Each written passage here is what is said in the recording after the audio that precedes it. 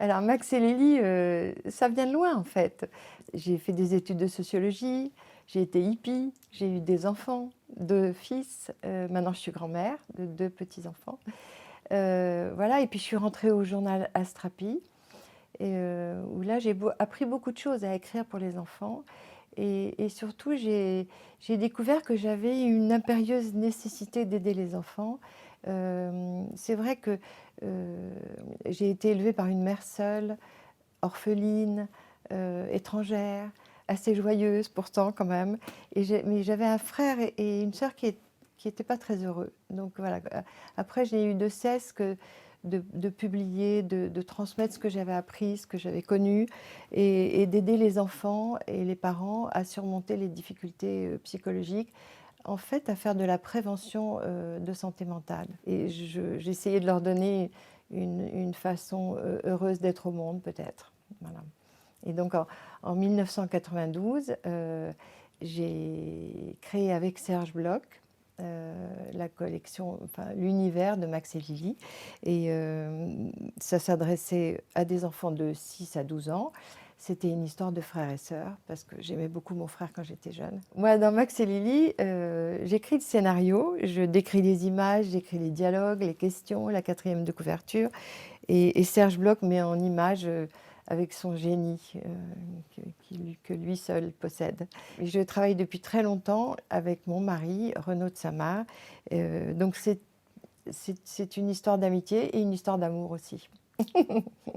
Max et Lily, c'est pas qu'une histoire, c'est aussi des questions à la fin du livre, des questions essentielles que se posent les enfants et les parents.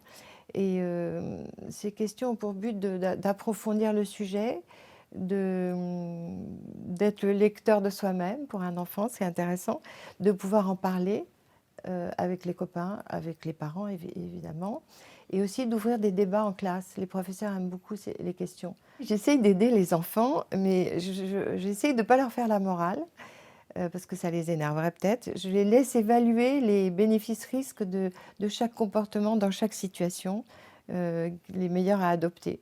Et même sur les sujets graves, j'essaye de ne pas tomber dans le pathos et de les faire rire et sourire et d'arriver à se défendre en trouvant les mots, et pas par la violence en tout cas.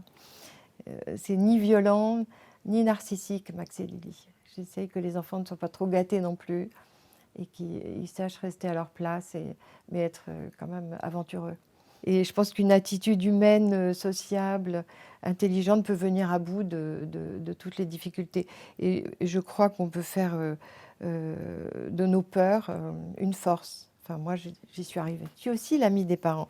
J'ai été une maman assez seule. Alors, j'ai envie que les parents se sentent moins seuls, moins coupables peut-être. Les parents de Max et Lily sont parfois assez nuls. Donc j'ai envie qu'ils se sentent de meilleurs parents et qu'ils découvrent à travers Max et Lily la vraie vie de leurs enfants, c'est-à-dire l'énorme quantité de temps passé à l'école. Et d'ailleurs, je prépare un cahier d'accompagnement pour les parents.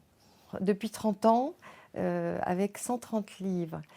Donc, je ne vais pas tous les énumérer, mais je vais peut-être vous donner 4 grandes lignes de force. J'essaie d'aborder les émotions des enfants, donc peut-être avec Lily est amoureuse, Lily a peur de la mort, Lily a trop honte, Max se sent seul par exemple. La deuxième catégorie, ce serait peut-être les sujets tabous qu'on n'ose pas aborder avec les enfants. Par exemple, la pédophilie, à travers Lily a été suivie. La sexualité, Max ne pense qu'au zizi, qui est un best-seller. L'alcoolisme d'un parent, Émilie n'aime pas quand sa mère boit trop. La santé mentale et la dépression d'un adolescent, à travers le cousin de Max et Lily est angoissé.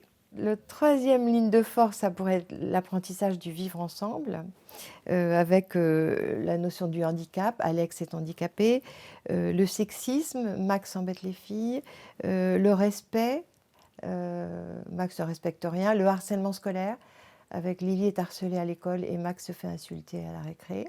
Et le dernier point, peut-être, pourrait être les questions, les sujets d'actualité et de société aussi, avec l'écologie par exemple. Il y a 3 livres sur l'écologie, donc Lily veut protéger la nature, les dangers d'Internet, Lily se fait piéger sur Internet, les parents accros au portable, et puis celui sur les images violentes que j'ai écrit après les attentats, qui parle aussi des images pornographiques, donc il est important. Puis évidemment, il y a les sujets d'une brûlante actualité, la pandémie, avec Max et Lily veulent soigner tout le monde, où ils essayent d'inventer un vaccin. Et le dernier qui va sortir en septembre, Max et Lily ont des copains réfugiés qui parlent de la guerre d'Ukraine. Donc ça, c'est un sujet très terrible et j'espère que... Enfin, je pense qu'il est très émouvant et qu'il va faire réfléchir à l'horreur de la guerre. Depuis 30 ans, 130 livres, je suis très fière. On en a vendu 22 millions et surtout, pour ceux qui ne peuvent pas acheter tous les livres, c'est la collection empruntée qui a le plus de succès. Sur 100 livres empruntés, toutes catégories confondues, il y a 86 Max et Lily. Et ça depuis une dizaine d'années. Donc c'est un vrai succès. Je crois que Max et Lily, ce n'est pas que des histoires. C'est une aide aux enfants et aux parents. Et on pourrait dire que c'est comme un médicament, une aide à la personne, et que je suis une infirmière ratée, et que, en fait, ça pourrait être remboursé par la Sécu, non?